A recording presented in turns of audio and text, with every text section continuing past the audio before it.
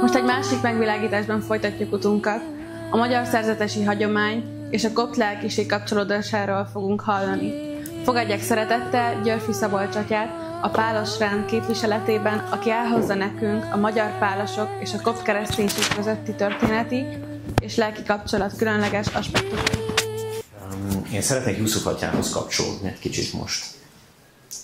Gyönyörű olyan előadást kevertem, hogy milyen történetünk, már 16 éves történetünk van most, az egy kamasz gyerek, ugye, hamarosan már, nem is tudom milyen hamarosan már egy személyigazolványt fog kapni, tehát hogy egy egész komoly kapcsolatunk van most már. Én ezt szerettem volna úgy egy kicsit tényszerűen megmutatni, amennyire lesz idő, azt szeretném is megmutatni önöknek, de talán előtte egy picit mást. Mi kapcsolatunk az atyával, tehát hogy nyilván az, hogy egy keresztény közösség idejön Magyarországra, temploma lesz, tehát ez másokkal is elő szokott fordulni, ez kész. Tehát, hogy mi kapcsolatban vagyunk, ennek van egy különleges oka, ez pedig Remete Szent Amba Bulla, ugye, ami, tehát nekünk közös rokonunk az Amba Bulla, a Remete Szent Pál. És ő tart minket igazából össze. Tehát akkor, amikor egy picit a rendi oldaláról. Ugye a mi rendünk a 13. század közepétől indult, először ugye Szent Keresztemetei voltak ugye a pálosok. Utána szerintem a 14. század környékén már pálosok voltak, tehát fölvették ugye az alapító, ugye a Boldog Özsér, ugye neki az első tanítvány, Benedek az István Remeték, nyilván lettek rendtársai, később vették föl Szent Pál nevét. Ugye azért, ennek az a logikája, mert Remete Szent Pál a keresztény hagiográfiában, tehát szent történetben az első remete. És mivel a mi őseink remeték voltak, ezért tehát mondjuk így ráhajazva vették fel ezek a remeték a Remete Szent Pálnak a nevét. Tehát ő nem azért első, mert volt második, meg harmadik, meg 13., azért, mert hogy ő a legelső keresztény remete, és mivel ugye most visszatér egy kicsit a mi történelmünkre, ezt inkább a kopt testvéreknek mondom, akik ugye most már lehet látni, hogy itt nőttek föl 16 év, azért meg nem 16 éve vannak itt, már a 60-as évektől már egészen sokan vannak. Koptok itt Magyarországon, 60-70 család. Tehát ők már ugye, már lehet érezni, tehát ők már itt nőttek föl, ők már nagyon jól tudnak magyarul. Szóval, hogy nekik is szeretném mondani, tehát a hazai koptoknak, akik itt nőttek föl, és a magyar testvéreknek is, tehát, hogy nekünk egy ilyen lelki kapcsolatunk van a koptokkal. Tehát nekünk miért? Mert hogy a pálosok azok fölvették a Remete Szent Pálnak a nevét. Innentől, nem egészen innentől kezdve, de lassan ez így a magyar egyház történetben, vallástörténetben úgy íródott be Remete Szent Pálnak a neve, mint Magyarországnak a védőszentje. Tehát Remete Szent Pál Magyarország védőszentje, a pálosok mián. Tehát, hogy itt a kedves kopt tesók, kedves magyar tesók ezt legyenek kedvesek, tartsák jegyzésbe. Tehát én nem ismerem a Jusuf atyát, a Jusuf atya se ismer engem. Hát Jusuf atyának van, tudok persze dolgokat, meg ő is tud rólam dolgokat, de nem ez a lényeges, hanem az, hogy nekünk egy lelki rokonságunk van. Légy szíves, műveljétek majd ezt a dolgot. Tehát a Kákosi, ugye az egy nagyon híres egyiptológus volt, annak idején még gyerekként hallottam egy előadását. Nyilván a magyar egyiptológia ez egy fontos dolog, ugye benne, hogy a koptológia is benne szokott lenni. De légy szíves, tehát ti legyetek azok, akik művelik ezt a rokonságot, hogy úgy mondjam, tehát akik tesznek érte, akik tanulnak, akik megtanulnak koptul, akik a mi történetünket is egy kicsit földolgozzák. Nyilván a mi lelkiségi történetünknek sok adóssága van. Bíró László püspök úr, aki Pécsen van, mindig szeretne megbízni abba, hogy a páros lelkiség történetet írjon meg, hát ez nem biztos, hogy meg fog menni, nem tudom, hogy megy el valaha. De hogy ebben benne van az, hogy a mi őseink már nagyon régóta tisztelik Remete Szent Pált. Tehát, hogy ugye a középkori főkolostorunkban, ugye Budaszentőrincen volt Remete Szent Pálnak egy kápolnája, ahol Remete Szent Pálnak az ereklyéi kerültek. Ez egy bűvös történet, ebben inkább nem szeretném most beavatni a kedves testvéreket.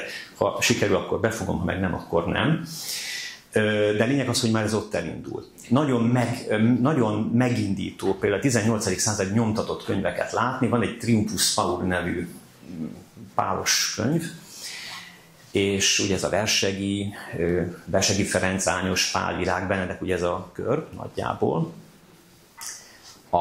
Ugye Pálnak a megdicsőülése, Triumphus Paul, remete Szent Pálnak, tehát egy ilyen pálos lelkiségi könyv, ami nyilván a lelkiségi, vagy a pálos öntudatot, meg a pálos lelkiséget tartalmazza. A végén gyönyörű szép leírások vannak benne, van egy ilyen kis lexikon a végén, például a Nagy Szent Makarioszról gyönyörű. Olyan leírások vannak a 18. században egy ilyen magyar nyomtatott könyvben, hogy az ember csak úgy pislog, hogy szóval ők se, a Versegék se voltak buták, attól függetlenül nem volt internetük. Szóval, hogy ez a kapcsolat megvan, és ezt nekünk is föl kell tenni, meg légy szíves, segítsetek benne. Tehát, hogy tessék, itt mindenféle sok ügyes, okos, értelmes ember van, sokfelé el tudják vinni a híret. Tehát ez egy közös munka. Mert hogy ami van, bár kevéssé tudjuk leírni, ez a lelki kapcsolat. Remete Szent Pálmián. A mi kapcsolatunk, egy picit én a magyarországi kapcsolat, tehát a mi rendtartományunk és egész pontosan a Jusszuf atyának a világgal közötti kapcsolatról szeretnék majd egy kicsit, illetve a koptok kapcsolatáról, de ebben Jusszuf atya kardinális szerepet játszott, szeretnék beszélni. Viszont ezt hozzá kell tenni, hogy a mi közös történetünk előtt itt a lengyel testvérek, ugye Lengyelországban a főkolostorunk, hát a rendnek a nagy része lengyel, amivel semmi probléma nincs. Ez már elindult 2008-ban. Ugye a mi elfogadásunk, mondjuk pápai elfogadásunk az 1308-hoz kötődött, tehát itt egy ilyen 700 éves jubileum volt, és ennek kapcsán a lengyelek már terveztek egy zarándokutat, és hát itt jön ugye, a mi magyar voltunk is ebbe a dologba. Kimentek Egyiptomba, nyilván azért, hogy többek között ugye Remete Szent Pál kolostorába is eljussanak, és ez egy ilyen nagy rendi zarándoklat volt. Ebbe például a zsongoratja, illetve a Botont atya is elment erre a zarándoklatra, tehát ők is ott voltak, eljutottak Thébába, voltak a Szent Visoly kolostorban, a Nagy Szent Makariosz kolostorában is voltak. Hát ők voltak az első így magyarok az utóbbi időkben, akik eljutottak Egyiptomba. 2012-ben a lengyelek még egyszer elmentek Egyiptomba, akkor már magyarok nem voltak velük, de akkor például meglátogatták a Szent Márk székesegyházat is. Amúgy a mi rendtársaink egyike, csupán azért, hogy a lengyel tesókat is védjen és szeretgessen, mert ugye sokszor kapnak támadásokat. A Roman Majewski atya, aki ennek akkor Jasznogorjai házfőnök volt, ennek ilyen nagyon komoly organizátora volt ennek az útnak. Na most, hogy a mi kis kapcsolatainkra rátérjünk. 2009 áprilisában, április a környékén Jusszuf atyáék voltak a Sziklakolostorban Ajdával. Én a mai napig emlékszem, akkor a Botont volt a házfőnök, és mondta, hogy valami koppa fog majd jönni, még erre is emlékszem, hogy ezt úgy mondogatta, és emlékszem, lementek a refektóriumba, én láttam a Jusszuf atyát menni, tehát a fekete ruha akkor is rajta volt, úgy megmaradt bennem ez az élmény, és többek között ott volt Ajda, és ő egy félig magyar, félig kopt származású hölgy. Nekem nagyon kedves barátném volt, most ennek az írásához is a segítséget kértem, úgyhogy az internet azért mégiscsak néha azért jó dolgokra. És tulajdonképpen ez az út azért jött össze, hogy kérjenek abból a Remete Szent Pál erekjéből, ami hát a mi rendünknek úgymond a tulajdonában van. Ezt kezdték el tulajdonképpen megbeszélni. Ennek így kerültek kapcsolatba Botont atyával, és 2012. szeptember 25-én az atyáik elmentek Jasznagórára, és ott ebből a bizonyos erekjéből kaptak. Most ez egy nagyon nehéz ügy, de mégis hogy érezzem, hogy miről van szó, meg a bizarságában van valami, hát nagyon, hogy is mondjam, csak istenes. Szóval nekünk van egy Remete Szent Pál erejénk. Ez egy lábszárcsont, hogy így mondjam, vagy annak egy darabja, ebből van Lengyelországos, tehát nyilván ezt az erekét, ugye, hogy szokták, ugye ezt hát szeretelték, bocsánat, ugye erről van szó. Ennek az eredete, nem is innen honnan kezdjem, a végétől vagy az elejétől, amikor a végétől elindultam. Ennek az eredete, ez egy velencei templomban van, ott van állítólag Remete Szent Pálnak a csonterekjéi Remete Szent Pálnak. Ide állítólag Konstantinápolyon keresztül került, és hát ennek az eredete ez a Remete Szent Pál kolostor elvileg. Na most a koptok azért ezt egy kicsit máshogy tudják ezt a történetet, van egy olyan története ennek a dolognak, amely arról szól, hogy a csontok mai napig a kolostor alatt vannak, hogy így mondja, de hogy van egy másik történet is, tehát hogy két története van tulajdonképpen ennek az erekének, viszont akármilyen története is van, tehát akármilyen erekék is voltak itt Magyarországon, egy biztos, hogy ezek mellett az erekék mellett történtek nagyon komoly csodák Budaszent-Lőrincen. És ennek a hatására, tehát erről évszázadokon keresztül, nagyon sok éven keresztül nagyon híres ilyen tanúságtételek voltak, tehát halott feltámadás és sok minden más is volt ennek kapcsán. És hát ez az erekje, ez az erekje aztán, amikor a török testvérek ugye bejöttek, akkor menekült ugye Trencsénbe Észak-Magyarország, hát akkor még Magyarország volt felé. Utána a török testvérek oda is eljutottak, és fölégették Trencsénnek a várát, és hát állítólag ez az erekje ez tönkrement, vagy elpusztult. Úgyhogy van egy ilyen szál is ennek a történetnek, és hát a megoldás ennek az a dolognak, hogy Velencében nem kaptuk meg az egész erekét állítólag, hanem ott volt az a maradvány még az erekéből, amiből mi is kaptunk, meg a sziklatemplom is, tehát a lengyelek is kaptak, meg mi is kaptunk darabokat.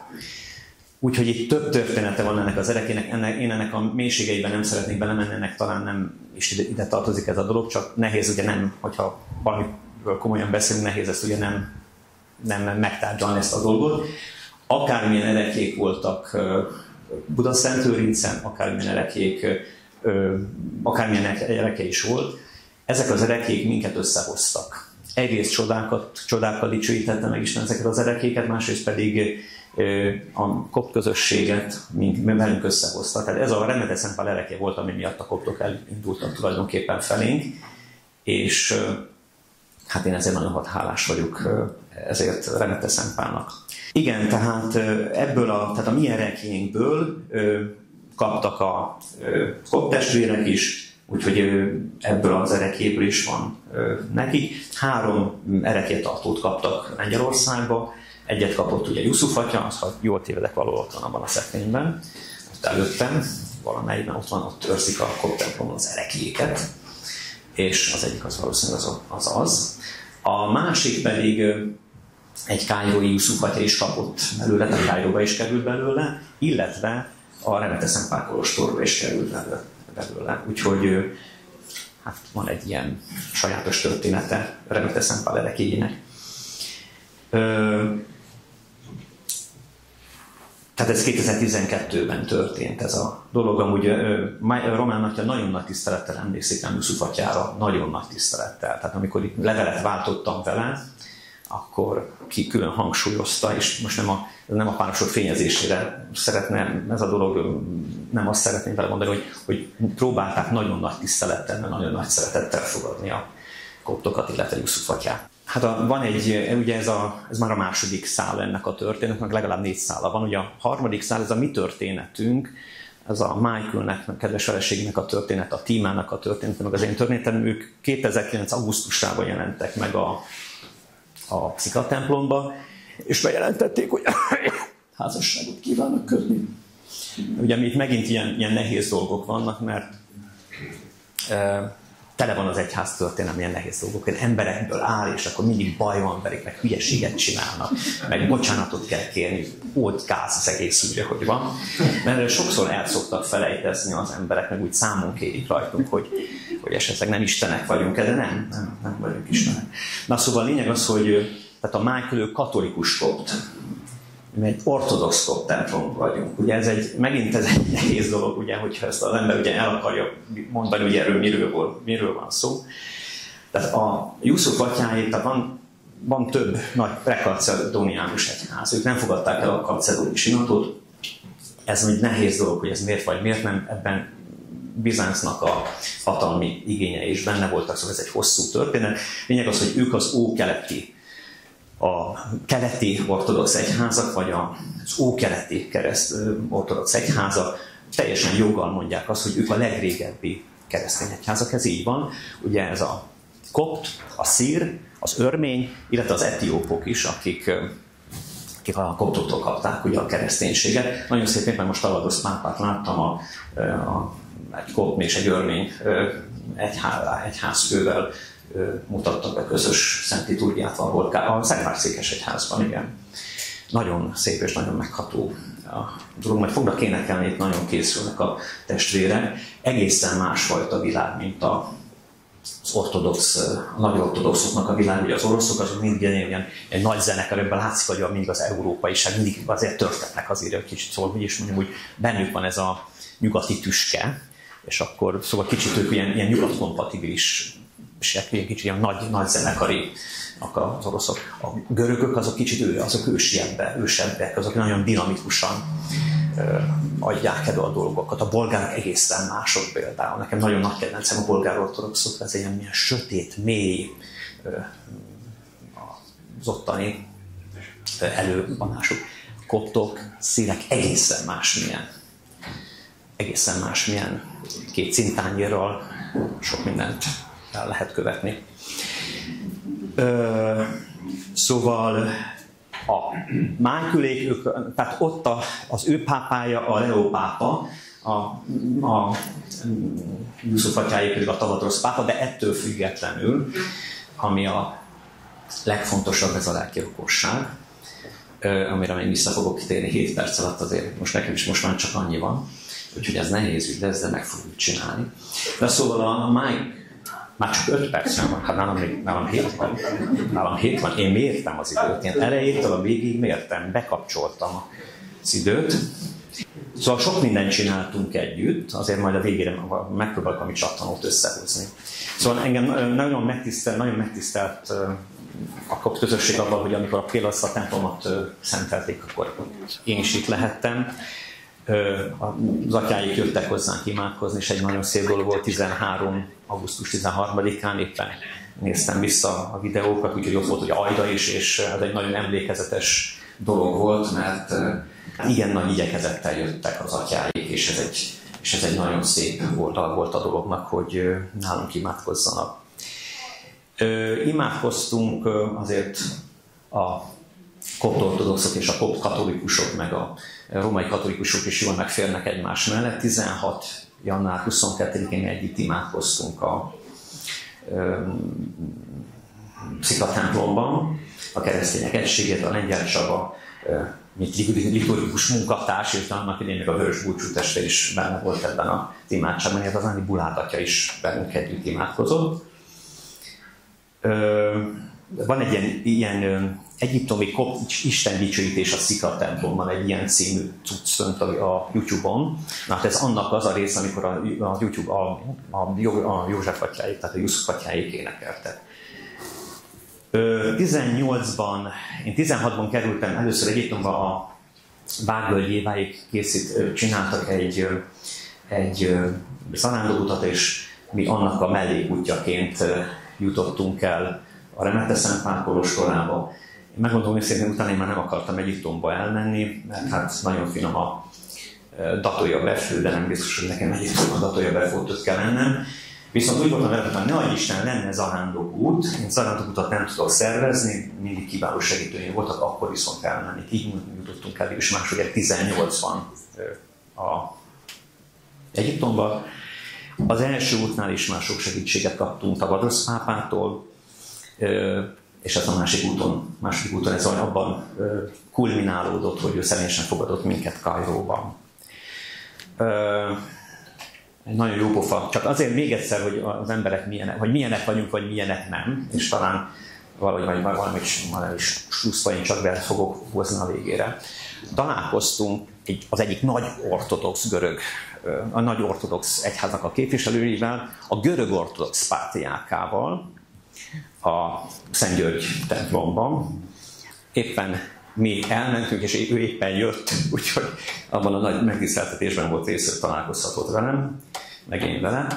Természetesen domonkosnak nézett úgy, ahogy az illik, és ő második Teodor, vagy a koppápa pedig második Tavadosz. Mind a kettő ugyanazt jelenti. Mind a kettő Teodort jelent. Tehát a Teodorosz is, meg a Tavadosz is Teodor is. Mind a kettőnek ugyanaz, még a sorrendben is, a saját sorrendjükben ugyanazt a helyet foglalják el. Ilyen az egyház története. Ezt tudomásul kell venni. És nagyon nagy élmény volt számunkra, hogy eljutottunk ugye Remete Szent Pál kolostorba, az ottani püspök, a Dániel püspök minket is meglátogatott Magyarországon, aminek szintén nagyon örültünk.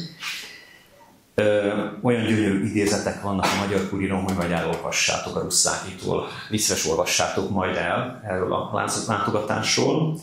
És hát nyilván ennek a mi kapcsolatunknak egy különleges égköve volt az, hogy második Tavadosz pápa meglátogatott minket 23. augusztus 20-án. Jusuf atya volt olyan nagy lelkű, hogy meginvitálta őt mi hozzánk. Egy kopt, hogyha találkozik a pápával, hát ez egy csúcspontja. Én már 3 alkalommal találkoztam kopt pápával, úgyhogy én egy ilyen irigyelt ember vagyok egy kopt hívő előtt, úgyhogy nagyon próbálom ezért megbecsülni magam. Jusuf atya fontosnak tartotta, hogy hozzánk eljöjjön a kopt pápa.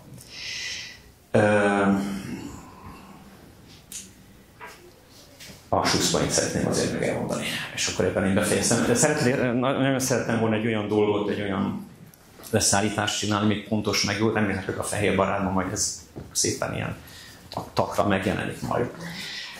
Volt, amikor először kimentünk 16-ba Egyiptomba, akkor egy ottani lap készített velünk interjút, és engem nagyon megkapott, hogy az, amit én mondtam, ugyanazt mondta Román atyának egy kopt pap, amikor 90 kimentek Egyiptomba. Tehát, hogy az, hogy a mi egyházaink egyesülnek, vagy nem egyesülnek, bocsánat, hogy ilyen csúnya dolgokat mondok, ez nem rajtunk múlik. Ezt majd a Jézus csinálja, ha ő megcsinálja. Ez a Jézusnak a dolga. Viszont, hogy mi egymással mit csinálunk, az viszont rajtunk múlik. Az rajtunk múlik. Tehát, hogy mi egymással hogyan viselkedünk, nem csak hívek, hanem másik keresztény egyháznak a papja, az rajtunk múlik. Ez az egyik dolog, amit szerettem volna mondani. És még 2 dolgot. Voltak itt amerikai püspökök is nálunk, és ennek a megszervezésében én nagyon hálás vagyok Gesztei Nagy Juditnak, a kedves férjének, Bíró Ferenc úrnak, akik ugye 14-ben, az ő kapcsolata 14-ben indult ugye a koptokkal. Az, hogy Debrecenben vannak kopt misék, az a Juditnak a műve. Szóval itt voltak amerikai püspökök, és hát mondtam nekik, hogy hogy az ebédünkben ott van a Tavadosz pápának a kép, és meg ott van a Dániel püspöknek a kép, és ott van szép arra dolgokat írtak, azt kiraktuk oda mellé. És akkor mondtam, hogy hát tudjátok, hogy nekem ti azért fontosak vagytok, hogy elhisszük. És én a Jusuf atyának a szavaival szeretném bezárni azt, amit mondok. Ezt igazából papok érthetik meg. A Tavadosz pápának is szerettem volna ezt mondani, ő rögtön fogta, hogy miről van szó, de ti is fogjátok majd fogni. Tudod, hogy ő úgy fogalmazott, hogy szeretne egyszer majd velem egy oltárnál misézni. Na most nyilván ennek nem a konkrét időpontja a lényeges, hanem a hozzáállás, meg a lelki tartalom. Úgyhogy én ennek a ismeretében szeretném bezárni azt, amit mondtam. Nálam azért már 25-42 van, bocsánat.